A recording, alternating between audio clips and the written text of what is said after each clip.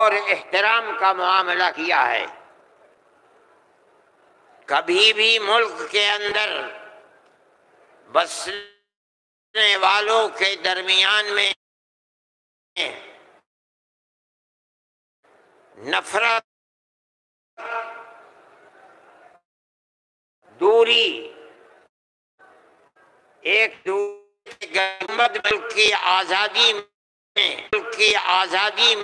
میں ہمارا کردار 145 سال کا اپنی گردنوں کو کٹواتے ہوئے 145 سال تک اس ملک کے اندر ہم نے کام کیا ہے۔ جمعیت علماء کہتی ہے یہ علماء کا کردار ہے۔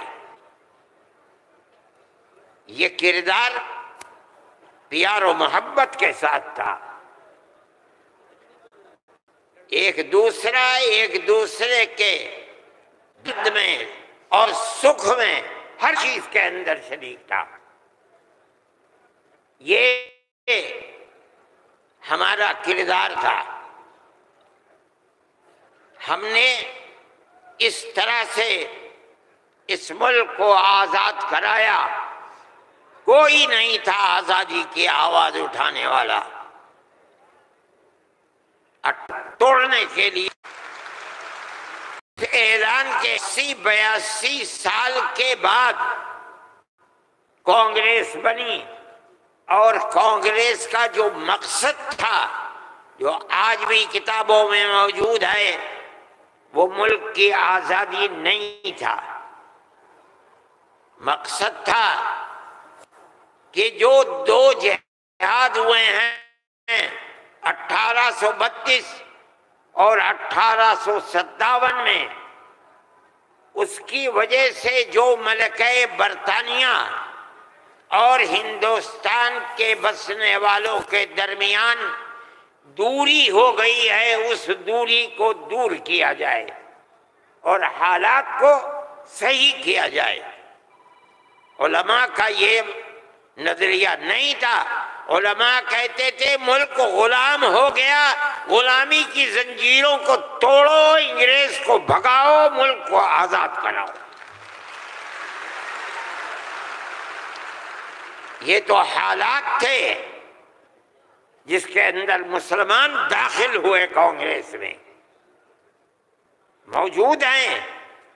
ایک شخص نے، حضرت گنگوئی رحمت اللہ علیہ، جو ہمارے بزرگ ہیں، دارالعلوم کی بنیاد رکھنے والے ہیں، سن 1857 کے اندر جیل میں بند ہو گئے تھے۔ یہ سمجھتے تھے کہ قتل کر دیا جائے گا بغاوت کے الزام میں، لیکن چھوٹ گئے۔ ان سے پوچھا کہ ایک جماعت بنی ہے جس کے بنیادی کردار ہندو بنا رہے ہیں، کیا مسلمانوں کے لیے اس میں شریک ہونا جائز ہے؟ حضرت نے فتویٰ دیا جس طرح ایک ہندو اور ایک مسلمان کاروبار اور بزنس میں شریک ہو سکتا ہے، تو اسی طرح کانگریس کے ساتھ مسلمان شریک ہو سکتا ہے، بشرطے کہ اپنے دین کا نقصان نہ ہو۔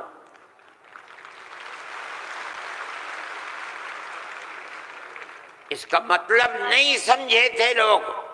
مطلب یہ ہے کہ ہماری تحریک ہے کہ مسلمان اور ہندو جب تک ساتھ نہیں ہوگا ملک آزاد نہیں ہوگا۔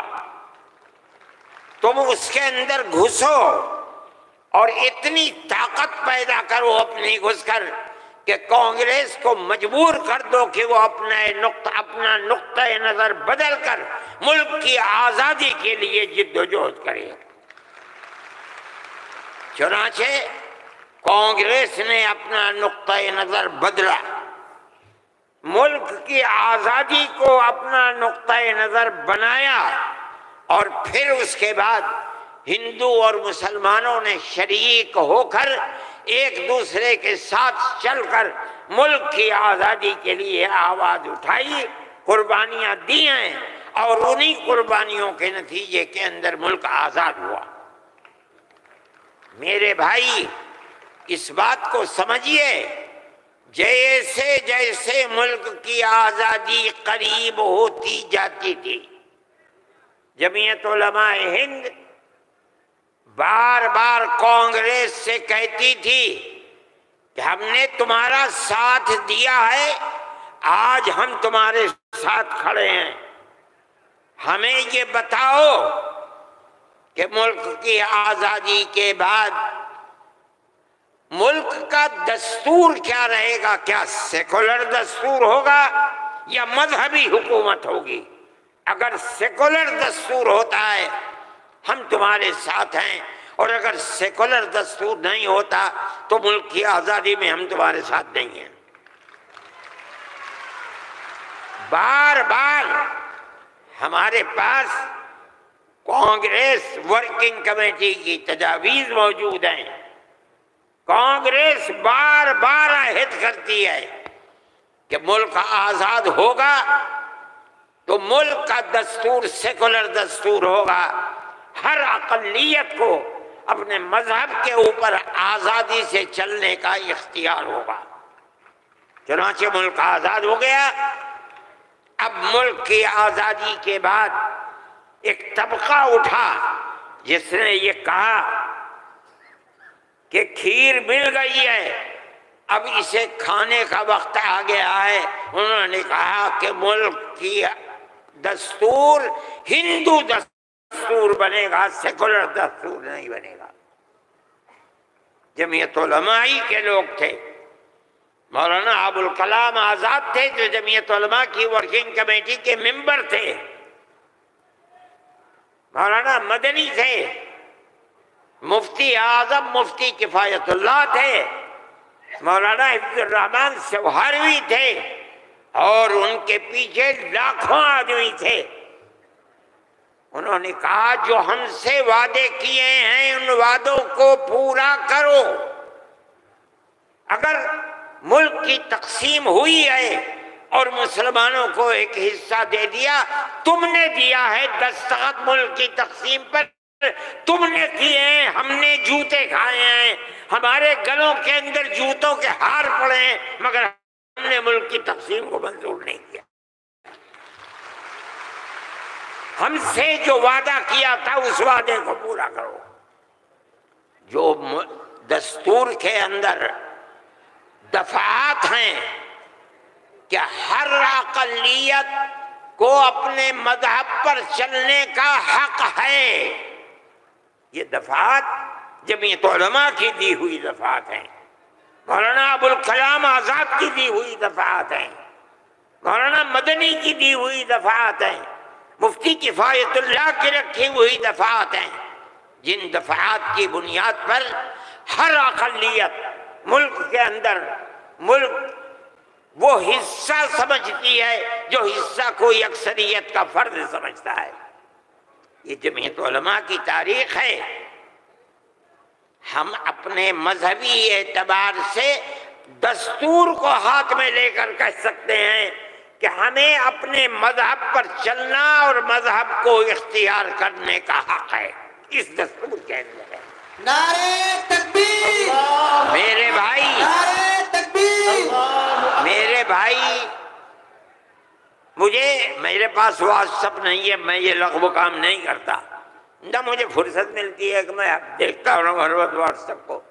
مجھے آج صبح ایک صاحب نے دکھلایا کہ کل مودی جی نے، وہ بڑے آدمی ہیں، میرے ملک کے وزیر اعظم ہیں، انہوں نے تقریر کی ہے اور اس کے اندر یہ فرمایا ہے کہ وقف ہندوستان کے دستور کے اندر وقف کوئی چیز نہیں ہے۔ مجھے حیرت ہوئی کہ ایک ملک کا وزیر اعظم اور ہندوستان جیسا وزیر اعظم یہ بات کہہ رہا ہے۔ میں کہتا ہوں کہ وقف قرآن کا فیصلہ ہے، اللہ کے نبی حضرت محمد کا فیصلہ ہے، ہمارے دین کا جز ہے۔ وقف کا لفظ نہیں آیا، لیکن یہ بات آ گئی 25 اور 26 دفعات کے اندر کہ اس ملک میں ہر اقلیت کو اپنے مذہب کو پکڑنے، اپنے مذہب کو چلنے کا اختیار ہے۔ کیا مطلب یہ ہے؟ کل کو آپ کھڑے ہو کر کہہ دیں کہ نماز کا ذکر دستور کے اندر نہیں ہے، حج کا نام دستور کے اندر نہیں ہے، زکوٰۃ کا نام دستور کے اندر نہیں ہے، رمضان کے روزوں کا نام دستور کے اندر نہیں ہے، اس لیے ہر چیز کو مٹا دیا جائے۔ یہ کیا چیز ہے؟ دستور مجموعی طور پر دستور نے کہہ دیا کہ مسلمان ایک اقلیت ہے اور ہر اقلیت کو اپنے مذہب پر چلنے کا اختیار ہے۔ مذہب کی ہر چیز اس ایک دفعے کے اندر آ گئی۔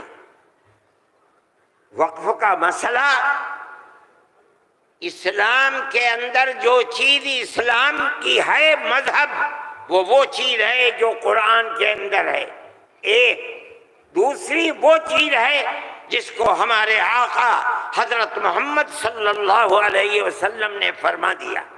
یہی دو اسلام کی بنیادیں ہیں۔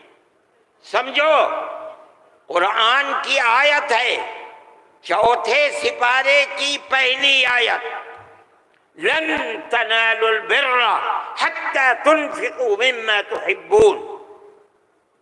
لن تنالوا البر، ہرگز تم جنت کو نہیں پا سکتے۔ بر کی تفسیر مفسرین جنت سے کرتے ہیں۔ اے مسلمانوں، کان کھول کر سن لو، ہرگز تم جنت کو نہیں پا سکتے یہاں تک کہ تم اپنے اس مال کو اللہ کی رضا کے لیے خرچ کرو جو تمہارے پاس ہے۔ جس مال کو سے تمہیں محبت ہے، اس مال کو تم اللہ کی رضا کے لیے خرچ کرو۔ اسلام ایسا مذہب تھوڑی ہے۔ جب یہ آیت اتری، اللہ کے نبی نے بیان فرمائی، تو نسائی کی حدیث ہے کہ ابو طلحہ انصاری رضی اللہ تعالیٰ عنہ، جو ایک دولت مند آدمی تھے، وہ اللہ کے نبی کے پاس آئے اور آ کر کہا کہ یا رسول اللہ، اللہ ہم سے ہمارے مال کے بارے میں فرماتا ہے کہ اگر تم جنت کے طالب ہو تو جو مال سب سے اچھا ہے تم اس کو اللہ کے راہ میں خرچ کر دو۔ یا رسول اللہ، میرا سب سے بہترین مال فلانی زمین ہے، میں آپ کو گواہ بناتا ہوں کہ میں اس کو اللہ کے لیے وقف کرتا ہوں۔ یہ حدیث موجود ہے نسائی کے اندر۔ مذہب اور کس چیز کا نام ہے؟ جو اللہ نے فرمایا وہ مذہب ہے، جو رسول اللہ نے فرمایا وہ مذہب ہے۔ مجھے حیرت ہے کہ مودی جی ہمارے مذہب کے بارے میں فیصلہ کرتے ہیں کہ وقف کے اندر، وقف کا ذکر دستور کے اندر۔ ارے بابا، دستور کے اندر مذہب اسلام کو، ہر اقلیت کو اپنا مذہب قبول کرنے کا اختیار آزادی کے ساتھ ہے۔ یہ ہمارا مذہب ہے، وقف ہمارا مذہب ہے۔ اللہ نے فرمایا، رسول اللہ نے فرمایا۔ حدیث کے اندر آتا ہے کہ جب انسان مر جاتا ہے، یہ مسلم کی حدیث ہے، اذا مات الانسان انقطع عمله عنه۔ جب آدمی مر گیا، اب اس کے اندر کام کرنے کی طاقت بھی نہیں ہے، اب اسے کسی چیز کا ثواب ملتا تھا، نماز پڑھنے کا، روزہ رکھنے کا، نہ نماز پڑھ سکتا ہے نہ روزہ۔ مگر فرماتے ہیں 3 چیزیں ایسی ہیں مرنے کے بعد بھی آدمی قبر میں چلا گیا اسے ثواب ملتا رہتا ہے۔ کیا ہے؟ اس کے اندر پہلی چیز ہے صدقۃ جاریۃ، ایسا صدقہ کر کے جانا کہ جو اس کا ثواب برابر جاری رہے۔ مثال کے طریقے پر کوئی کنواں کھدوا دیا، یہ اللہ کے لیے وقف ہے، 100 سال 200 سال 1000 سال اگر اس کنویں سے پیاسا پانی پیے گا اس آدمی کو پہنچے گا جو مر گیا 100 سال پہلے، اس نے بنوایا تھا کنواں۔ اسی لیے مسلم کی روایت ہے اور وہ اس کے شارح امام نووی فرماتے ہیں کہ مراد اس سے وقف ہے۔ یہ قرآن و حدیث میں آپ کو سنا رہا ہوں۔ مجھے حیرت ہے کہ ہندوستان جیسے ملک کا وزیر اعظم ایسی بات کہہ رہا ہے، ارے بابا کیا زکوٰۃ کا ذکر آئے گا دستور کے اندر؟ کیا نماز کا ذکر آئے گا دستور کے اندر؟ کل کو کھڑے ہو کہ یہ کہہ دو کہ نماز کا ذکر دستور میں نہیں ہے اس لیے نماز نہیں پڑھنے دی جائے گی، زکوٰۃ دستور میں نہیں ہے زکوٰۃ نہیں کرنی۔ میں سوچتا ہوں کہ اللہ، ملک کا کون بول رہا ہے؟ وزیر اعظم، اور ایسی چیز بول رہا ہے جس کے نہ سر ہے نہ پر ہے۔ ہم اس کے مخالف ہیں۔ ہم کہتے ہیں پڑھو، خود نہیں پڑھتے، پڑھے ہوں کو بلاؤ، ان سے پوچھو دین کیا ہے، مذہب کیا ہے، ہم بتائیں گے۔ ہمارا ملک ہے، ہم ہمیشہ سے اس ملک میں رہتے آئے ہیں۔ اگر ہندو کی ذات برہمن ہے، جاؤ کشمیر میں مسلمان بھی برہمن ہے۔ اگر ہندو تیاگی ہے، مسلمان بھی تیاگی ہے۔ اگر ہندو راجپوت ہے، مسلمان بھی راجپوت ہے۔ ہم کہاں سے آئے ہیں؟ ہم تو اسی ملک کے رہنے والے ہیں۔ جس کو ہندو کوئی مذہب پسند ہے وہ ہندو مذہب کے اوپر ہے، جسے عیسائی مذہب پسند ہے وہ عیسائی بن گیا، جسے سکھ مذہب پسند ہے وہ سکھ بن گیا، جسے اسلام مذہب پسند ہے وہ مسلمان بن گیا۔ لیکن جس طرح ایک گھر کے اندر 5 بیٹے ہیں، ایک ٹھگنا ہے، ایک لمبا ہے، ایک کالا ہے، ایک گورا ہے، یہ اختلاف باپ اور ماں کے اندر اختلاف کو پیدا نہیں کرتا۔ اسی طرح ہمارا مذہب ہے کہ آدمی کسی بھی مذہب کو اختیار کر لے، لیکن ہندوستانی ہونے میں ملکی اعتبار سے کوئی فرق نہیں ہے۔ ہمارا مذہب ہے، ہم اس کو مانتے ہیں اور یہی ایک حقیقت ہے۔ لیکن برا ہو اس نفرت کی سیاست کا۔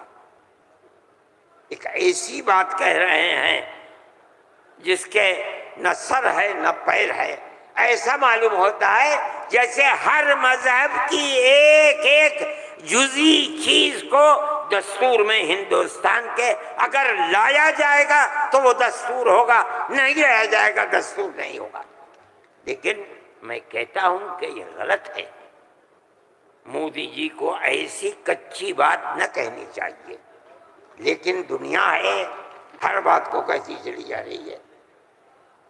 آپ کے برابر میں جب ملک کا پرائم منسٹر یہ باتیں کرتا ہے جس سے مسلمانوں کے خلاف نفرت ظاہر ہوتی ہے، ملک کا ہوم منسٹر ایسی باتیں کرتا ہے تو دوسرے کیوں نہ کریں گے؟ آپ نے دیکھا جھارکھنڈ کے اندر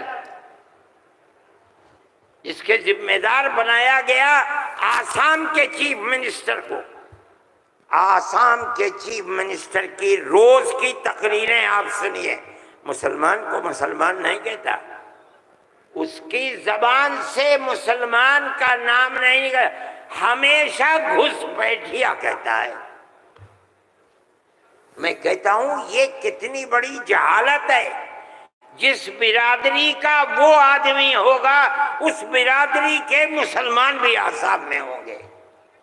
ہندوستان کی کوئی برادری ایسی نہیں ہے جس کے اندر مسلمان نہ ہو۔ وہ مسلمان کا نام لیتے ہوئے گھبراتا ہے، مگر خدا کی قدرت ہے جو 1 مہینہ جھارکھنڈ کے اندر رات اور دن تقریریں مسلمان کے خلاف کرتا رہا، وہاں مسلمانوں کا نام لے کر ان کے خلاف بولنے والوں کا منہ کالا ہو گیا۔ نعرہ تکبیر، جمعیت علماء ہند، مولانا ارشد مدنی۔ اس کا مطلب کیا ہے؟ اس کا مطلب سمجھو، صرف یہی مطلب نہیں ہے کہ وہ تقریریں کی اور تقریریں کر کے چلے گئے۔ اس کا مطلب یہ ہے کہ وہ رات اور دن مسلمانوں کے خلاف زہر اگل رہے تھے۔ جھارکھنڈ کے صرف ہندو نہیں، ہندو اور مسلمانوں نے مل کر اس تحریک اور اس سیاست کو تھوک دیا اس کے اوپر۔ الیکشن کے اندر بی جے پی کی ناکامی وہ صرف مسلمان کے حصے میں نہیں لکھی جائے گی۔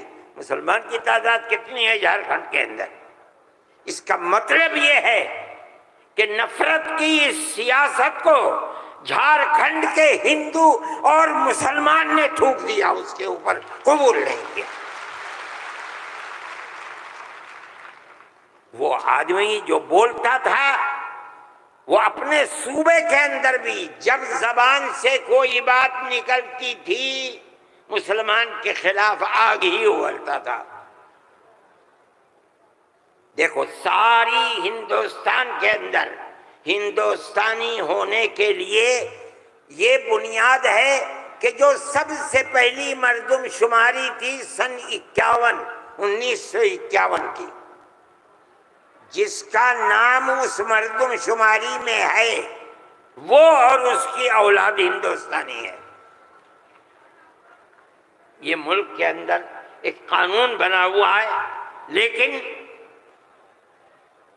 کانگریس، بی جے پی اور جو علاقائی پارٹیاں آسام کی ہیں، سب نے مل کر جب مشرقی پاکستان کو مغربی پاکستان سے الگ کیا گیا اور ہندوستان کی طاقت نے کیا، اندرا جی کے زمانے کے اندر بہت سے لوگ ہندوستان، بمباری ہو رہی تھی، بھاگ گئے پاکستان، اور پاکستان کے بہت لوگ بھاگ گئے ادھر۔ اب کیسے کہا جائے کہ ہندوستانی پاکستانی کون کون ہے؟ تو سب نے مل کر پارلیمنٹ نے قانون بنایا کہ 1971 کے بعد جو آیا ہے وہ ہندوستانی نہیں ہے، آسام میں 1971 کی مردم شماری میں جس کا نام ہے وہ آسامی ہے، اور اس کے بعد جو آیا ہے وہ آسامی نہیں ہے۔ یہ قانون بنا دیا، قانون بن گیا۔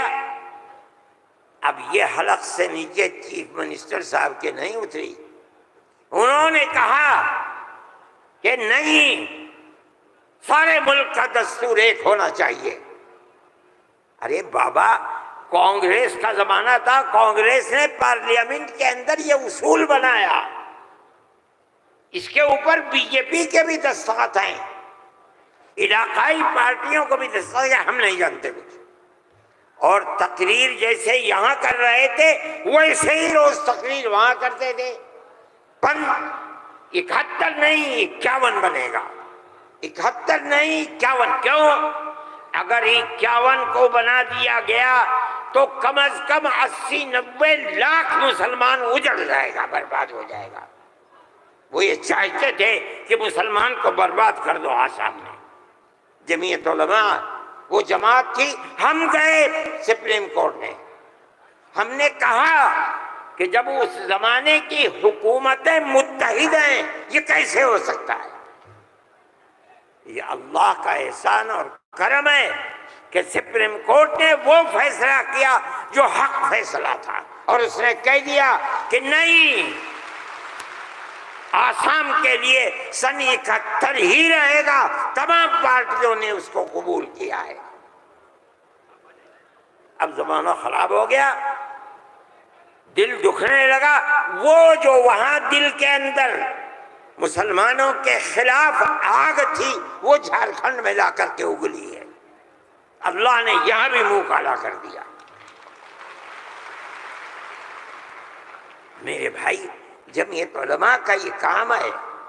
ہم نے اس سے پہلے ایک اور مقدمہ آسام کے سلسلے میں لڑا تھا۔ جب لڑکی اپنے شوہر کے ساتھ کسی دوسرے شہر میں پہنچی، یہ لڑکی کہاں سے آئی؟ جو وہاں کا پردھان تھا وہ سرٹیفکیٹ دیتا تھا کہ یہ لڑکی فلاں کی ہے، باپ اس کا فلاں جگہ ہے، لڑکی یہاں رہتی ہے۔ اسی سرٹیفکیٹ کی بنیاد پر اسے آسامی کہا جاتا تھا۔ اس طرح کی لڑکیاں ہندوؤں میں 24 لاکھ اور مسلمانوں کے اندر 27 لاکھ تھی۔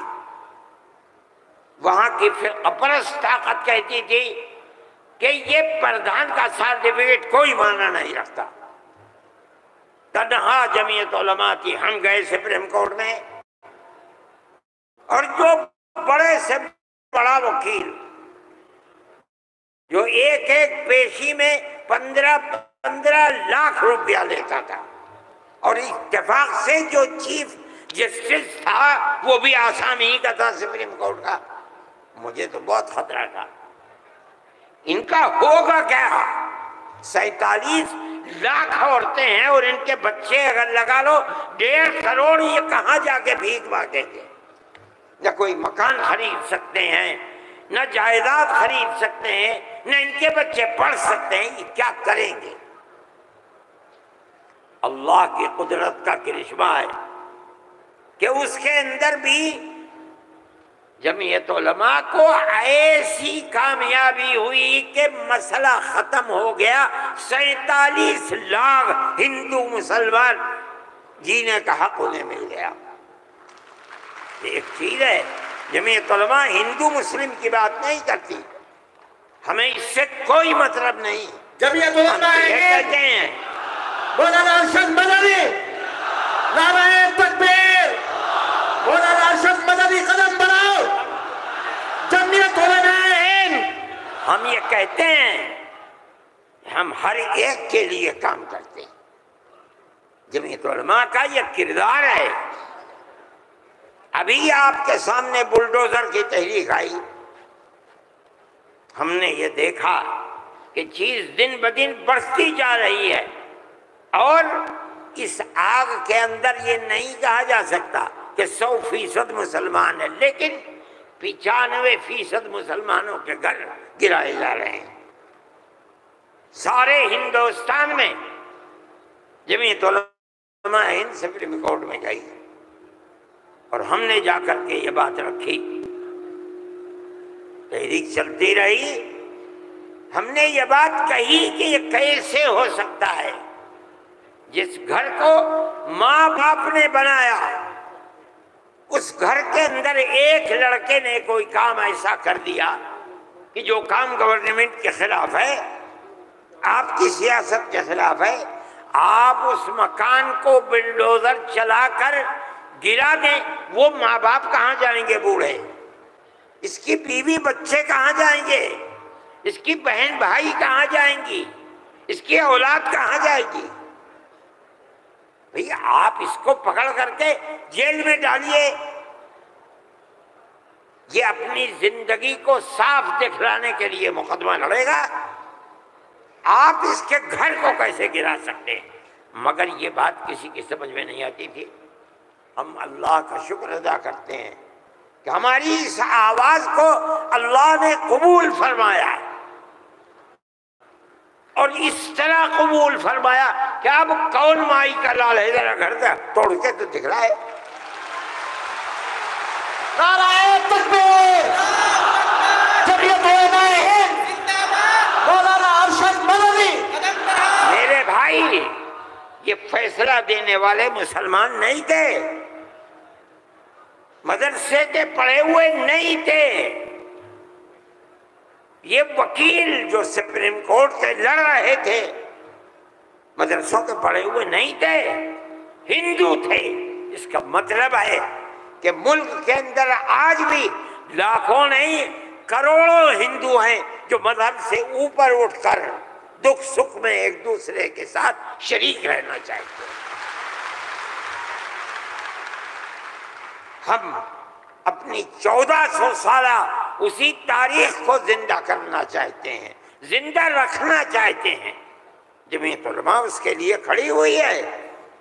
ہم ہر جگہ جاتے ہیں، اس کو نہیں دیکھتے کہ کون ابو حنیفہ کا ماننے والا ہے، کون آدمی اہل حدیث ہے، کون غیر مقلد ہے، کون جماعت اسلامیہ، کون ہندو ہے، کون مسلمان ہے، ہم نہیں دیکھتے۔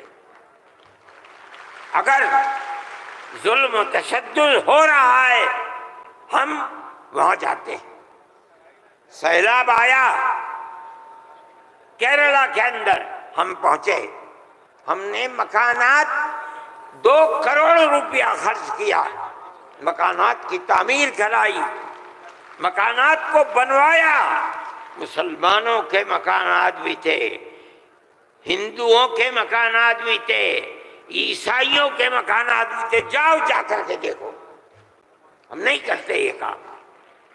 بنگال کے اندر سیلاب آیا، لاکھوں آدمی اجڑ گئے، ہم نے وہاں کیمپ لگائے، ایک ایک کیمپ میں 2700 صبح 2700 دوپہر میں کھانا کھاتے تھے۔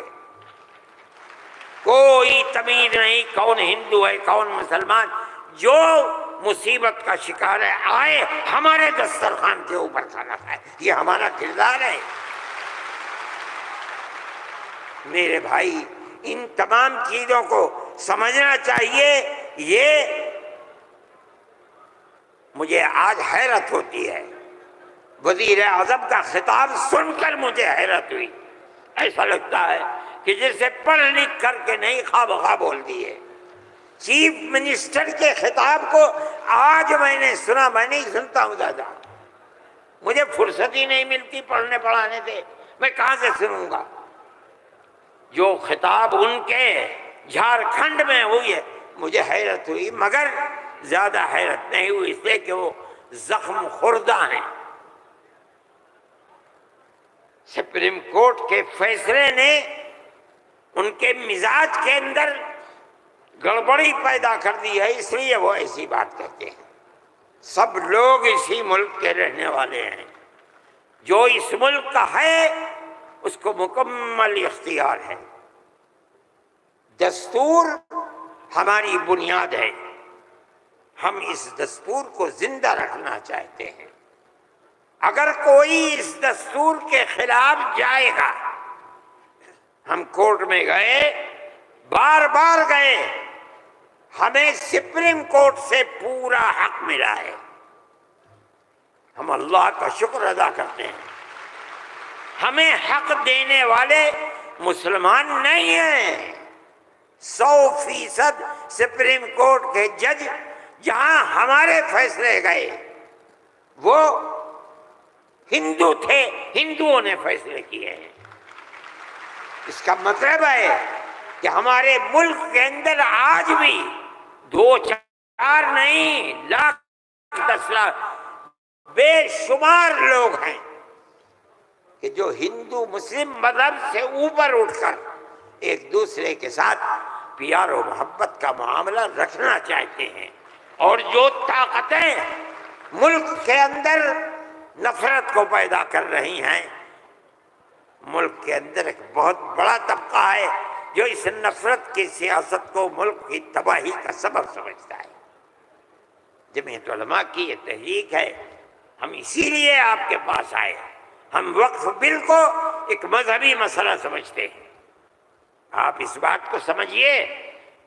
لوگ نہیں کہتے، میں تو سچ بات کہہ دیتا ہوں، آپ کے اس صوبے کی حکومت وہ بیساکھی ہے جس کے اوپر مرکزی حکومت ٹکی ہوئی ہے۔ یہ بھی اس کے اندر شریک ہے۔ وہ کہتے ہیں کہ ہم مسلمانوں کو کوئی تکلیف نہیں پہنچنے دیں گے۔ میں نے جو بات کہی ہے اسی لیے کہ یہ آواز ان تک پہنچے کہ وقف کو زندہ رکھنا یہ ہمارا مذہبی فریضہ ہے، ہمارا مذہب ہے وقف۔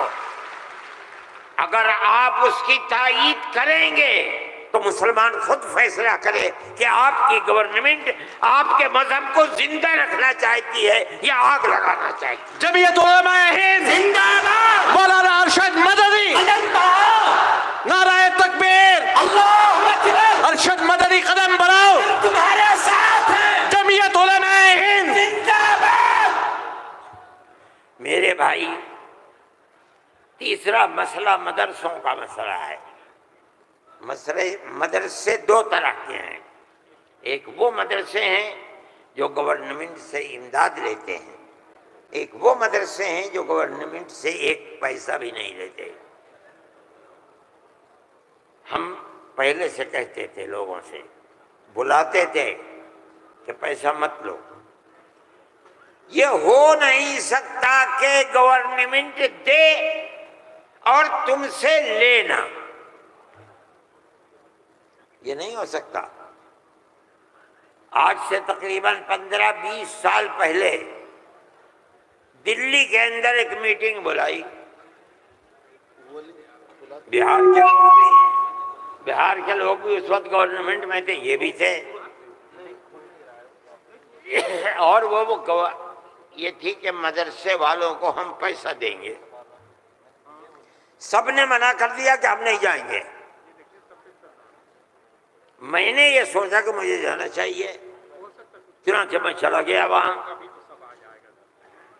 انہوں نے مجھے اسٹیج پر بنا لیا، اس کے اندر بڑے بڑے وزراء بیٹھے ہوئے تھے، ارجن سنگھ بھی تھے اور دوسرے لوگ تھے۔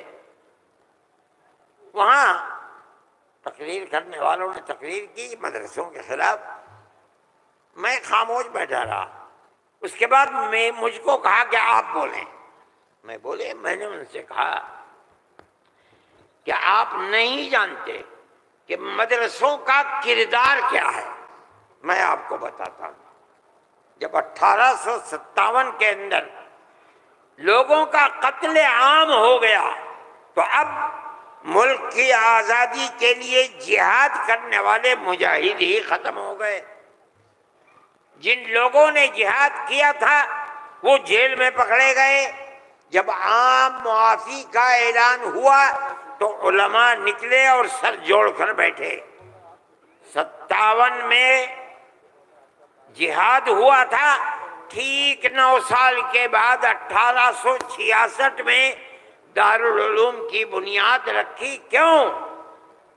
اب مجاہد زندہ نہیں رہے، دارالعلوم میں جنگ آزادی کے لیے مجاہدین کی فیکٹری بنانی تھی، وہ ہے دارالعلوم کے اوپر۔ مدارس اسلامیہ زندہ باد، جمعیت علماء ہند زندہ باد، نعرہ تکبیر، اللہ اکبر، مدارس اسلامیہ، اللہ اکبر۔ اس فیکٹری سے بڑے بڑے ہزاروں مدرسے بن گئے۔ جہاں دنیا میں جائیے، نیو یارک میں چلے جائیے، واشنگٹن میں چلے جائیے، لندن میں چلے جائیے، ساؤتھ افریقہ میں چلے جائیے، اور ایشیا کے اندر تو جس ملک میں قدم رکھو یہیں کے فارغ ہیں یا یہاں کے فارغ ہونے والے کے شاگرد ہیں جنہوں نے مدرسے بنا رکھے ہیں۔ یہ مدرسے در حقیقت ملک کی آزادی کی ضمانت ہے۔ ملک کے اندر حضرت شیخ الہند یہیں کے پیدا ہوئے جنہوں نے 4 سال مالٹا میں جیل کاٹی۔ مولانا مدنی یہیں سے پیدا ہوئے ہیں جنہوں نے 9 سال انگریز کی جیل کاٹی ہے۔ اور میں نے کہا میں کتنوں کا نام لوں آپ کے سامنے۔ یہ مدرسوں کی زندگی ہے اور یہ تاریخ ہے۔ آپ اس تاریخ کو بجھانا چاہتے ہیں، کہتے ہیں بالکل نہیں۔ انہوں نے کہا کہ ہم نہیں بجھانا۔ میں نے کہا کہ یہ ہو نہیں سکتا کہ آپ پیسہ دیں انہیں اور پھر ان کے نظام تعلیم اور نصاب تعلیم میں دخل نہ دیں۔ آواز آئی ہم وعدہ کرتے ہیں کہ نہیں دیں گے۔ میں نے کہا اچھا، میں آپ کو جھوٹا نہیں کہتا ہوں، مجھے یہ بتائیے کہ ابھی الیکشن میں 3 سال باقی ہیں، کیا آپ یہ ضمانت دے سکتے ہیں کہ 3 سال کے بعد جو الیکشن ہوگا اس الیکشن کے نتیجے میں کامیاب ہو کر آپ ہی اقتدار کی کرسی پر بیٹھیں گے؟ کہنے لگے نہیں دے سکتے۔ میں نے کہا تو آپ تو 3 سال کی ضمانت نہیں دیتے، اور میرے دل میں یہ ارمان ہے کہ اگر قیامت تک میں زندہ رہوں گا تو مدرسوں کو لے کے چلوں گا۔ میرا آپ سے کیسے ہو جائے گا؟ میری آپ سے اس میں مصالحت نہیں ہو سکتی۔ آپ کو اسکول بنانے ہیں، آپ مجھے دیجئے، آپ اگر 50 اسکول کہیں گے میں 50 بنا دوں گا، لیکن آپ یہ چاہیں کہ مدرسے کو ختم کر کے اس کے اندر اسکول کا نصاب بن جائے، یا یہ مدرسے آپ سے پیسہ لے کر چلے، جمعیت علماء اسے گوارا نہیں کرے گی۔ میں نے ان سے کہا کہ مدرسے اور مسجد میں کوئی فرق نہیں ہے۔ کہنے لگے وہ کیسے؟ میں نے کہا اس لیے کہ اگر مسجد میں نماز پڑھی جاتی ہے، مدرسے میں نماز سکھلائی جاتی ہے۔ اگر مسجد میں نماز کے اندر قرآن پڑھا جاتا ہے، مدرسے کے اندر قرآن پڑھنا سکھلایا جاتا ہے۔ کیسے دونوں الگ ہو جائیں گے؟ یہ دونوں ایک دوسرے کے ساتھ ہیں۔ جیسے ہم مسجد اپنی خود بناتے ہیں، چاہے ایک چھپر ڈال کر کے بنائیں، اسی طرح ہم مدرسے میں بھی آپ سے کوئی مساعدت لینا ہم نہیں گوارا کرتے۔ اچھا، میں یہ کہہ کر کے بیٹھ گیا۔ صدیقی صاحب جن کو گورنمنٹ نے بنایا تھا اسکولوں کو ان کا اقلیتی کردار دینے کے لیے، وہ میرے برابر بیٹھے تھے، وہ بھی اس اجتماع کو بلانے والے تھے۔ اس کے بعد ایک اور صاحب کھڑے ہوئے میرے بعد، انہوں نے پہلے تو یہ کہا کہ مجھے بڑا افسوس ہے کہ آپ نے ارشد کے بعد مجھے بلا لیا، کچھ وقفے کے بعد بلاتے۔ انہوں نے تقریر، اور جیسے انہوں نے کہا، میں نے اس پر یہ کہا کہ میرے اندر یہ طاقت ہے، آپ جو فرمائیں گے میں اسے قبول کروں گا، خاموش، میں کوئی اس کی تردید نہیں کروں گا، اس لیے آپ فرمائیے۔ جیسے انہوں نے کہا کہ مدرسوں کا کردار کمزور ہو گیا، وہ تو مجمع جو صبح سے کھڑے ہو گئے، خبیث ہے، اتار دو، پھینک دو، نکال دو اس کو یہاں سے۔ جب آگ لگنے لگی تو میں نے صدیقی صاحب سے کہا، اچھا صدیقی صاحب میں تو جا رہا ہوں۔ صدیقی صاحب نے مجھے پکڑے، بھائی خدا کے لیے بیٹھ جاؤ، یہ مجمع ہمارے قابو میں نہیں آئے گا۔ تو میں نے ان لوگوں سے کہا کہ بھائی کیا بات ہے، کیوں آخر گھبرا رہے؟ ایک بات ہے، آپ کی مرضی کے مطابق ہے آپ قبول کیجئے، نہ مرضی کے مطابق ہے آپ نہ قبول، لیکن اس اجلاس کے اندر یہاں کیوں شور بچاتے ہو؟ خیر وہ لوگ بیٹھ گئے۔ جب ہو گیا تو میں اٹھ کے بھاگ گیا۔ کانگریس گورنمنٹ کی جو بالکل آخری شخصیت تھی، انہوں نے کہا کہ بھائی سونیا جی صدر تھیں، انہوں نے کہا کہ آپ نے کیا کر دیا، میں پہلے منع کرتی تھی کہ اس مسئلے کو نہ چھوڑو، بند کر دو اس کو، جو مدرسہ بند ہو گیا۔ آج بھی یہی مصیبت تھی، ان مدرسوں کے خلاف ابتدا میں جو امداد نہیں لیتے تھے کوئی نہیں بولتا تھا، اس لیے کہ جب تمہارا کھایا نہیں ہے تو تم ہم سے پوچھ کیوں سکتے ہو؟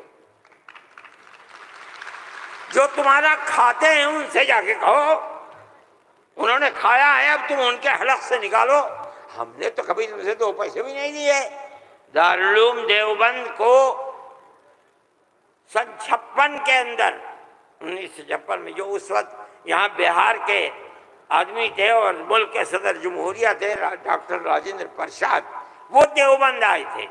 انہوں نے دیوبند، حضرت رحمت اللہ علیہ زندہ تھے، حضرت مدنی، انہوں نے دارالعلوم کے لیے ایک لائبریری کے پیسے دارالعلوم کو دینے کا وعدہ کیا۔ جب وہ چلے گئے، اب شکریہ ادا کیا ان کا بہت، جب وہ چلے گئے تو ان کو خط لکھ کر بھیج دیا گیا کہ دارالعلوم دیوبند کے بنانے والوں کا یہ حکم ہے، یہ اصول ہے کہ کسی بھی مسلم یا غیر مسلم حکومت سے کبھی کوئی مدد نہیں لی جائے گی، اس لیے ہم آپ کا شکریہ کے ساتھ واپس کرتے ہیں۔ آج تک حکومتوں پر حکومتیں بدل گئیں، انگریز گورنمنٹ، پھر اس کے بعد ہندوستان کی، مگر اس کے اندر کوئی فرق نہیں پڑا ہے۔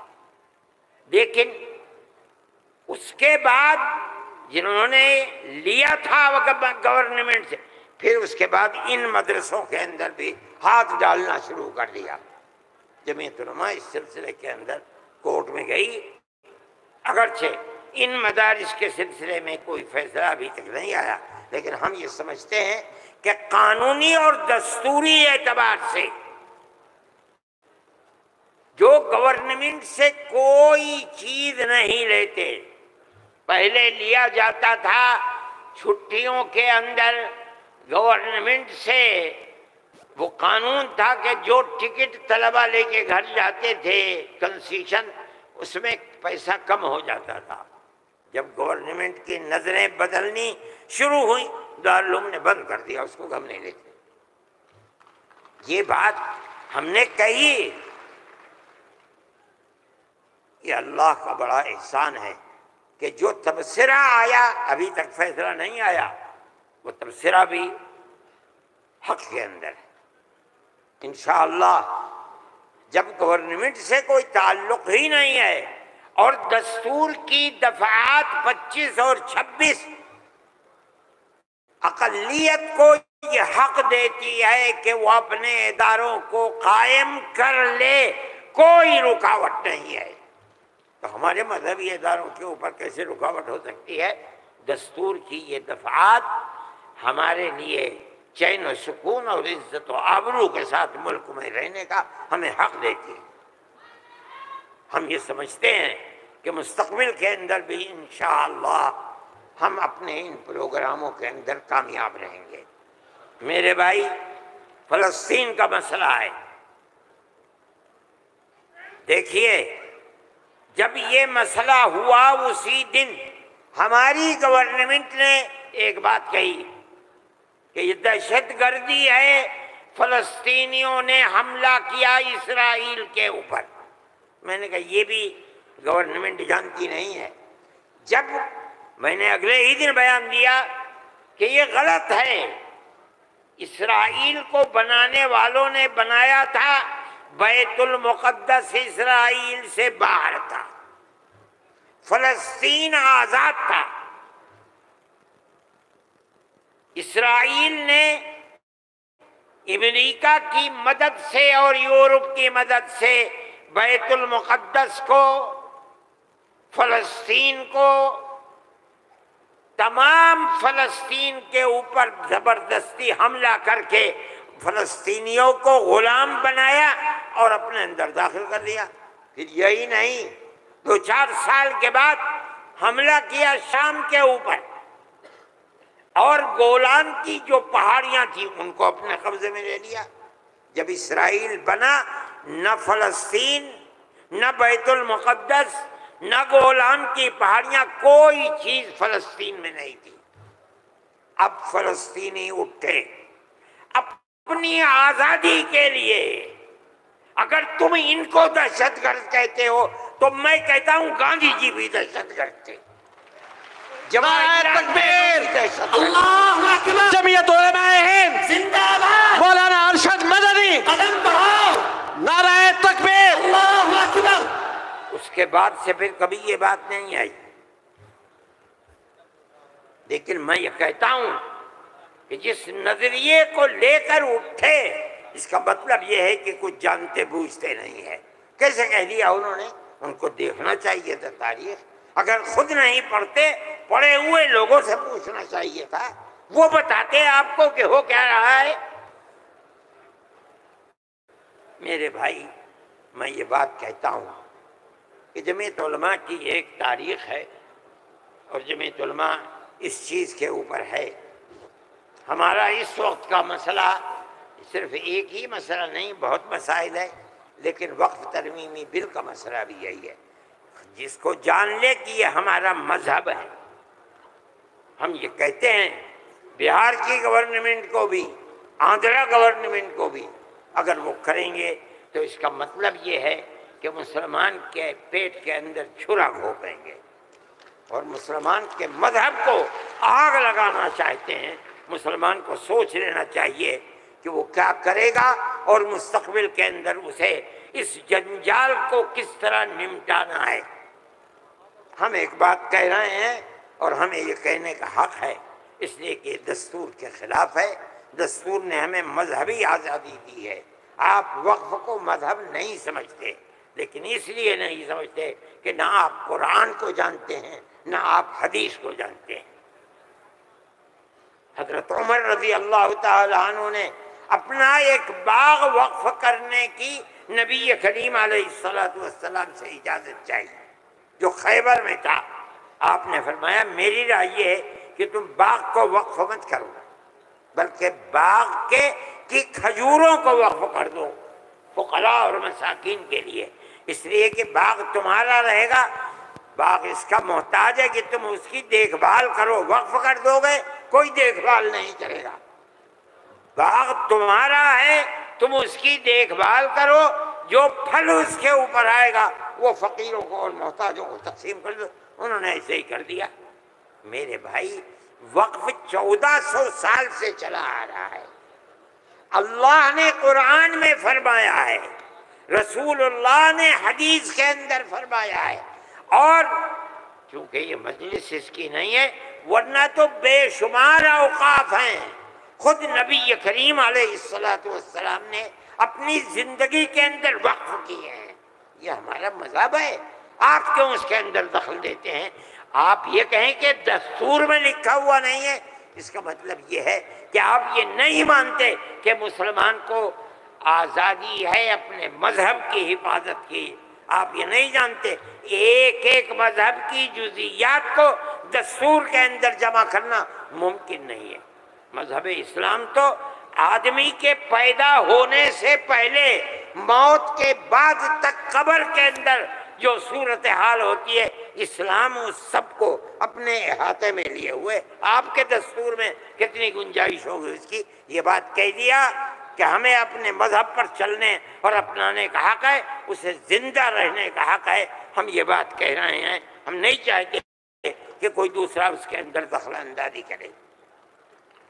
میرے بھائی، میں نے یہ بات کہی اور میں نہیں سمجھتا ہوں کہ اس سے زائد مجھے کوئی بات کہنی چاہیے، اس لیے میں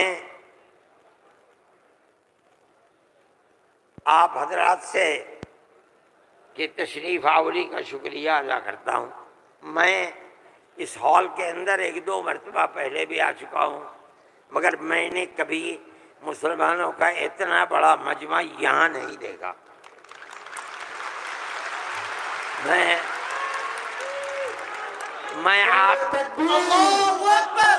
نعرہ تکبیر، جمعیت علماء زندہ باد۔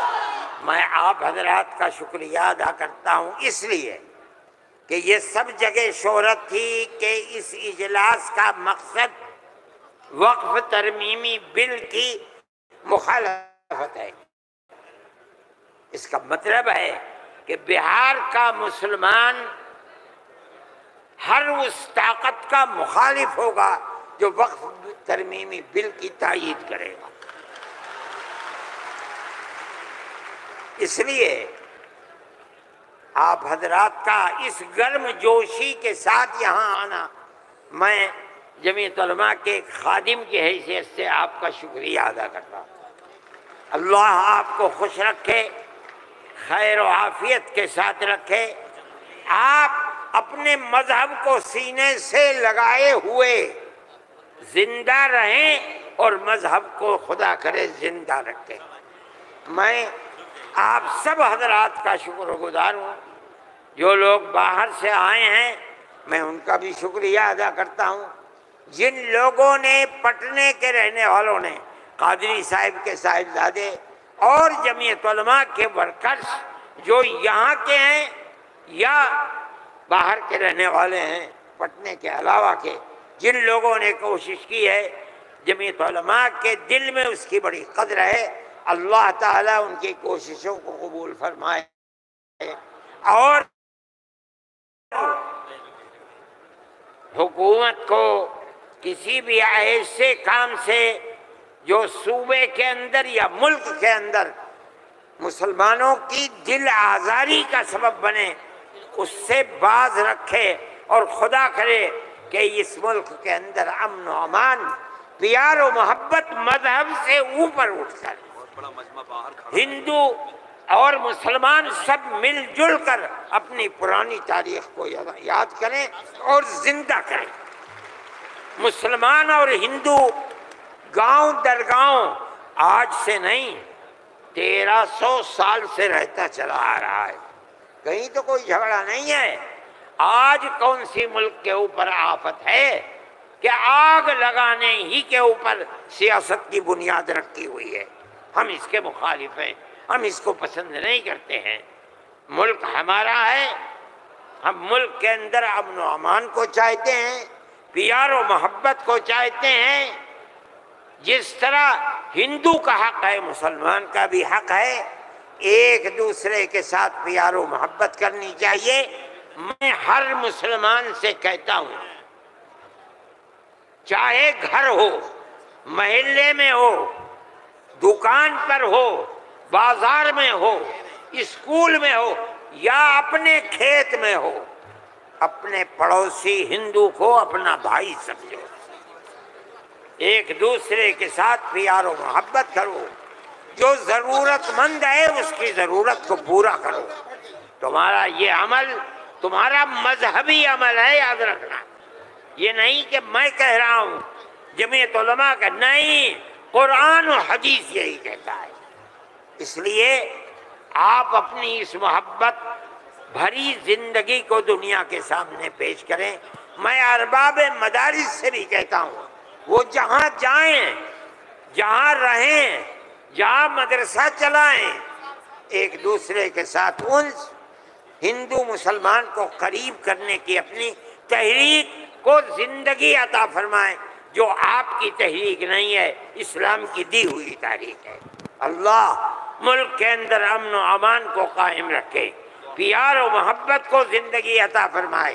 میں ڈاکٹر صاحب، صدر صاحب، جنرل سیکریٹری صاحب بہار، ان سب کا تہہ دل سے شکریہ ادا کرتا ہوں۔ اللہ ان کی کوششوں کو کامیاب فرمائے اور اس اجتماع کو اپنے مقاصد کے اندر کامیابی عطا فرمائے۔ وصلی اللہ تعالی علی خیر خلقہ سیدنا اللہم انا نشہدک انت اللہ لا الہ الا انت الاحد الصمد الذي لم يلد ولم يولد ولم يكن له كفوا احد۔ اللهم صل على سيدنا عبدك ورسولك محمد النبي الأمي وعلى آله وأصحابه وأهل بيته وبارك وسلم كما تحب وترضى عدد ما تحب وترضى۔ اے اللہ ہماری حاضری کو قبول فرما، اے اللہ اس جلسے کو قبول فرما، اے اللہ جس مقصد کے لیے جلسے کو بنایا گیا ہے، بلایا گیا ہے، اس مقصد میں کامیابی عطا فرما۔ اے اللہ اس اجتماع کے انجام کو بہتر فرما۔ اے اللہ پیار و محبت کی ہماری تاریخ کو زندہ و جاوید فرما، جو دنیا کو بھی آباد فرما، ہماری آخرت کو بھی آباد فرما۔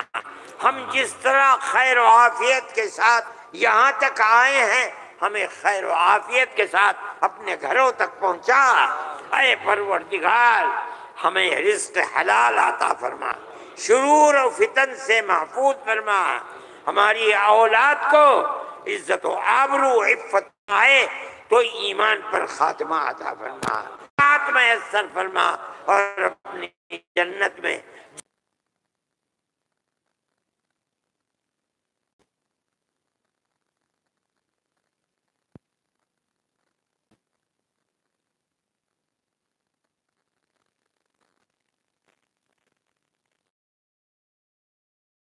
ارشد مدنی